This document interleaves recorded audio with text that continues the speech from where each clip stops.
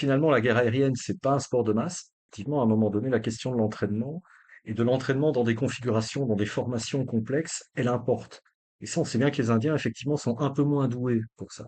Un peu comme les Russes en fait, parce que pendant des années finalement, les Indiens ont surtout travaillé avec du matériel russe, etc. Je parle de l'époque de la guerre froide, hein, en l'occurrence. Et donc il y a des réminiscences, si vous voulez, qui sont là. Et donc changer l'organisation, changer la culture organisationnelle et changer la culture doctrinale d'un pays ne va pas nécessairement de soi. Et même si en l'occurrence, bah, voilà, les attaques de Pahalgam, elles se sont produites le 22 avril. On a des frappes indiennes qui interviennent le 7 mai.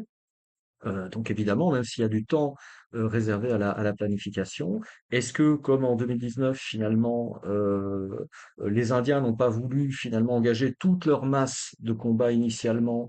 Est-ce qu'ils ont préféré la réserver plus en arrière pour éviter des frappes massives de la part des Pakistanais sur les bases aériennes, etc. Très, très difficile à dire. Mais en l'occurrence, il y a quand même deux facteurs qui sont centraux, qui sont en fait des confirmations de leçons déjà sues quelque part. C'est que finalement, la guerre aérienne, c'est pas un sport de masse. Et qu'en l'occurrence, même si la qualité d'un appareil est excellente, etc., même si la qualité même d'un seul pilote est très bonne, en fait, c'est un système, tout fonctionne en équipe. Et donc, il y a l'entraînement individuel, il y a l'entraînement collectif, il y a la manière dont les forces vont être engagées. Et puis, le deuxième aspect, effectivement, c'est la conduite de la bataille aérienne.